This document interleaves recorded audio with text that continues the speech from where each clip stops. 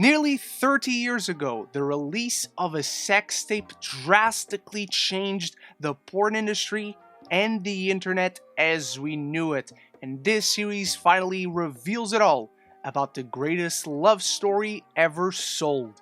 This is my review of Pam and Tommy. We follow the story of Pamela Anderson and Tommy Lee's relationship, going back to their whirlwind romance that started with them getting married after only knowing each other for 96 hours in 1995. Now, before I properly get started with my review for Pam and Tommy, I want to know your thoughts on it. The first 3 episodes are now streaming on Disney+, so if you've checked them out, let me know your thoughts, anything and everything down there in the comments below. And remember that if you like movies and TV, this is the place to be, so consider clicking that subscribe button so you don't miss any future conversation about your favorite movies and TV. Now, thanks to Disney Plus over here in the UK, I've been granted access to all 8 episodes, so I binged the entire show as it was one of my most anticipated series of the year.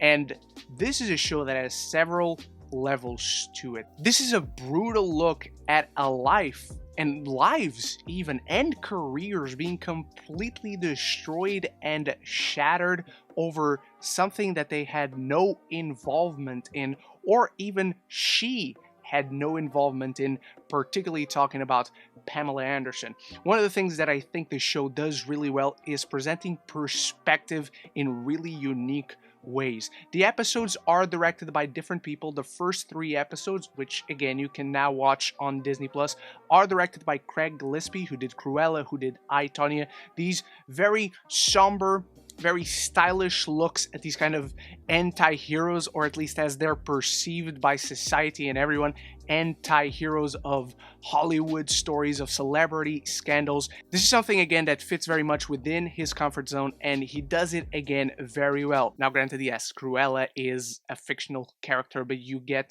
what I'm saying. And when I talk about perspective, this show is not just Pam and Tommy. We dive deep into what happened before that led up to the leaking of said sex tape, and those first 3 episodes are great at laying the groundwork tonally for the show, but presenting perspective very well, as I said, with Seth Rogen playing this disgruntled carpenter that is mistreated and fired by Tommy Lee.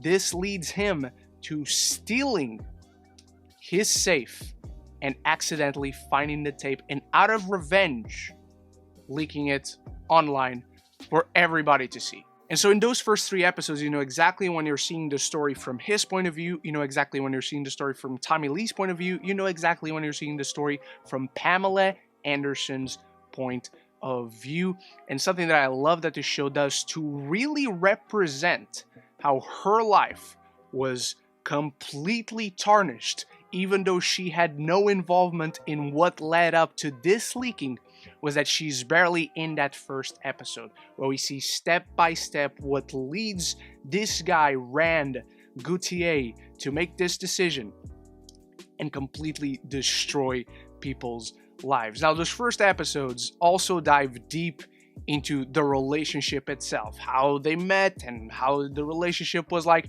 and it's very raunchy in that way. It's very sexy, but it's very raunchy. This is very mature rated R content. Even though it's going to be on Disney Plus, at least over here in the UK, this is adult stuff. This is not a family show. This is not a kids show. So definitely watch the show under the right circumstances. But moving forward after that, from episodes 4 to 8, we get brand new directors, including Lake Bell, who directs some of the best episodes, particularly the ones that truly focus on Pamela's perspective. In those episodes, we understand the best how at the time, and even today, if we're honest, misogynistic and toxic industry labeled Pamela Anderson as the sex symbol and completely wrote and controlled the narrative on her, as we see this woman who had no control before talk about after the leaking of this sex tape, how she had no control afterwards, how her image was construed and controlled by literally everyone else except her. And the same can be said about Tommy Lee as an individual, the same can be said about them as a couple. Through the whole scandal, the media just constructs these personas that then accidentally become how people see them.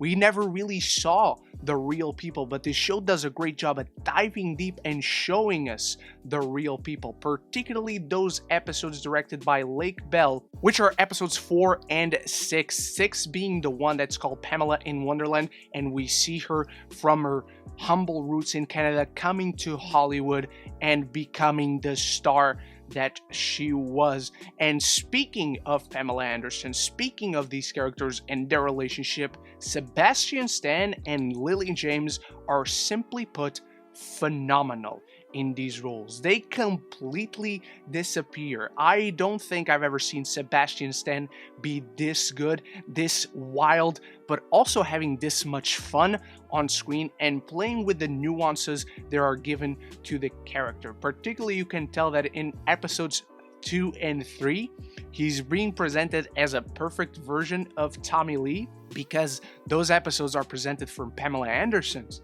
perspective.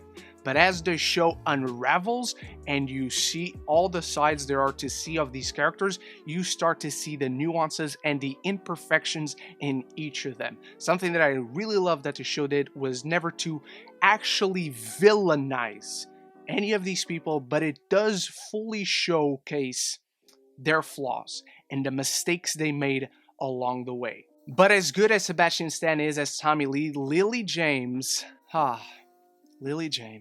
she utterly disappears into this role of Pamela Anderson. Not only is her performance 1,000,000% stellar and on point with no wavering out of this character, we gotta talk about the makeup and hairstyling department, who have done such a great job at transforming her visually, but how she incorporates Pamela Anderson into her performance is jaw-dropping to see. Again, from her humble beginnings modeling in Canada to then coming into Hollywood, posing for the Playboy magazine, becoming a model, going to Baywatch, we even see how she tries to revitalize her career with Barbed Wire, and we see what happened with that, the real human compelling side of it. This is something that the show does throughout, where it shows the glitz and the glam of Hollywood, and it presents the perspective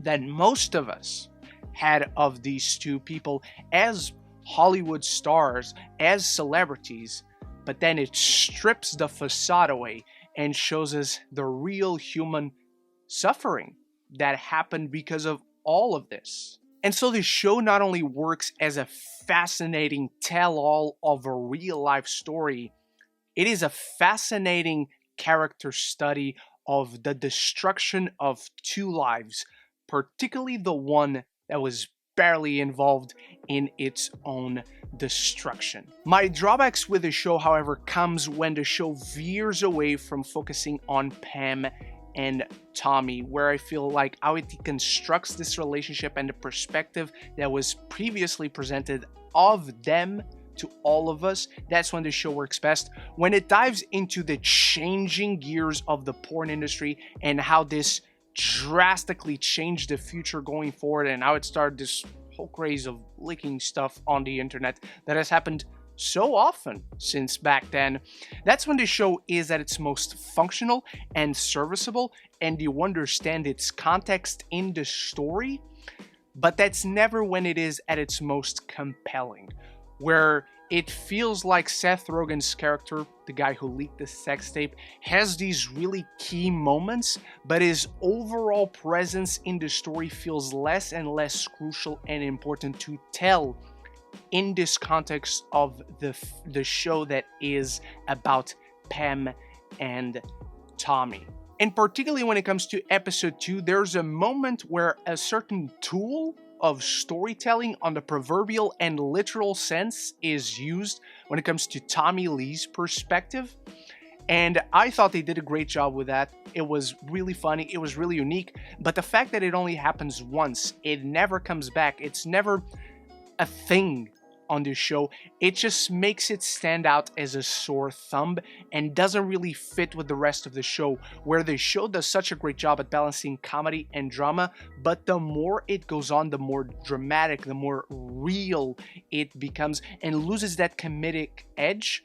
And so I feel like that moment, if you've seen episode 2, you know exactly what I'm talking about, doesn't really fit with the rest of the show. Pam and Tommy is a surprisingly compelling and complex series. I was constantly engaged and constantly locked in just by how it expertly lays out its story, builds certain aspects up, and pays them off beautifully, where it observes the human side of the story on how these two people, this couple, was so affected by these events that, again, one of them really didn't have any part played in it, where you see a woman losing her identity, where it's being controlled by nearly everyone except her. It can feel like it distracts itself too much amongst all its story threads, but when it focuses in on Pam and Tommy, when it tells the story it's here to tell,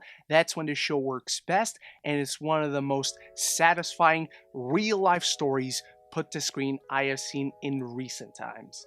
I'm giving Pam and Tommy a B+.